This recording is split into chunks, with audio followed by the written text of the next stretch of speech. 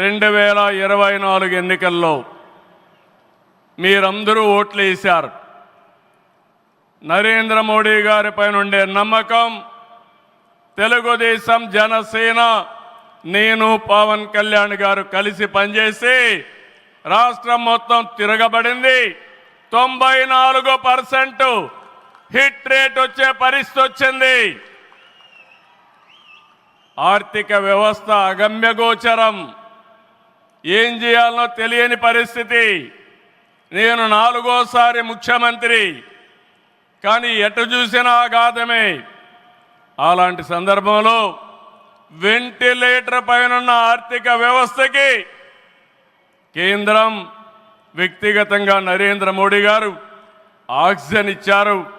ఇప్పుడిప్పుడే రికవర్ అవుతున్నాం, వెంటిలేటర్ నుంచి బయట వచ్చాం. ఇంకా కొన్ని రోజులు సహకారం వస్తే ఒక బలమైన ఆర్థిక వ్యవస్థగా ఆంధ్రప్రదేశ్ని రూపకల్పన చేస్తామని హామీ ఇస్తున్నాం. 2014 రాజధాని లేని పరిస్థితిలో మనం పాలన ప్రారంభించాం. విభజన వల్ల ఉన్న రాజధాని తెలంగాణకి వెళ్ళినప్పుడు మనం రాజధాని లేకుండా బయట వచ్చాం. అమరలింగేశ్వర స్వామి ఆలయం కొలువైన పుణ్యభూమిగా, శాతవాహనుల రాజధానిగా, బౌద్ధుల ఆత్మహత్య కేంద్రంగా, కృష్ణమ్మ తీరాన విరసిల్లిన అమరావతిని రాజధానిగా ఎంపిక చేసుకున్నాం. అమరావతి కేవలం ఒక నగరం కాదు, 5 కోట్ల ప్రజల సెంటిమెంట్. ప్రజల ఆత్మ గౌరవానికి, ఆత్మవిశ్వాసానికి, ఆశలకు, ఆకాంక్షలకు ప్రతిరూపం.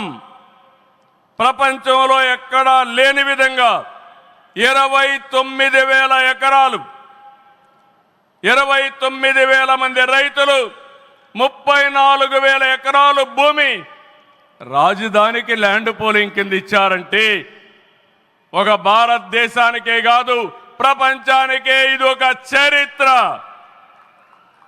అలాంటి నిర్మాణం తలపెడితే దానిపైన మనం చూశాం విధ్వంసం. 5 సంవత్సరాలు ఇక్కడ రైతులున్నారు, రైతు కూలీలున్నారు, రైతు మహిళలున్నారు, వీరోచితంగా పోరాడారు. మీ పోరాటం వల్లనే ఈరోజు అమరావతికి మళ్ళీ పనుల పునఃప్రారంభం అయిందంటే అది మీ అందరి విజయం అని మరొక్కసారి విజ్ఞప్తి చేస్తున్నాను.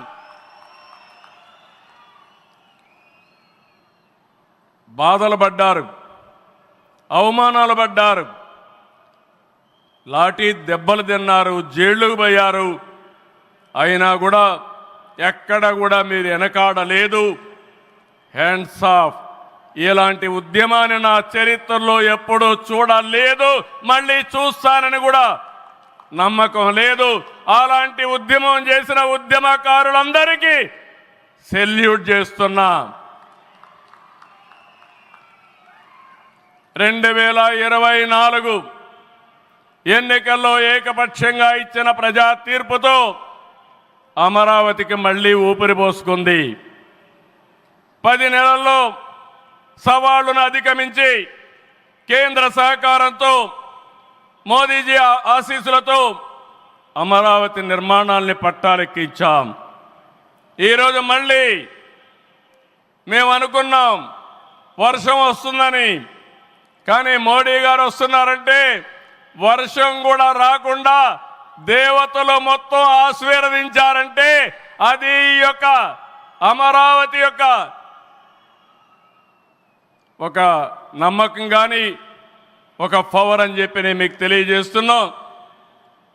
ఇప్పుడే మాట్లాడుతామంటే మోడీ గారు ఒక మాట అన్నారు, నా 25 సంవత్సరాల చరిత్రలో ఏ మీటింగ్కి వచ్చినా వాతావరణం సానుకూలంగా వచ్చింది, ఏ మీటింగు క్యాన్సిల్ కాలేదు, ఈ మీటింగ్ కూడా సక్సెస్ అవుతుందనే వచ్చానని వారు చెప్పినప్పుడు నాకెంతో ఆనందం కలిగిందని చెప్పి కూడా నేను మీకు తెలియజేస్తున్నా.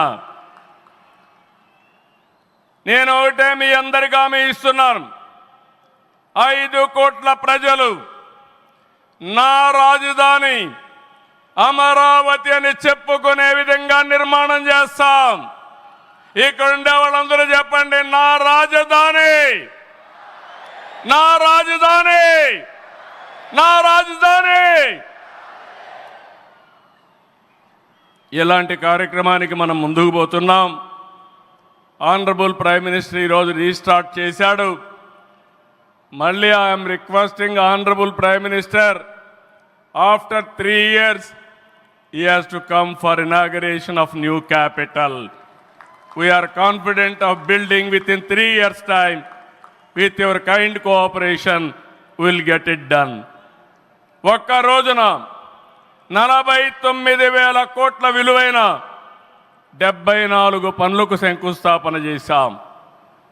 5,028 కోట్లకు చేపట్టే 9 కేంద్ర ప్రాజెక్టులకు శంకుస్థాపన చేశాం.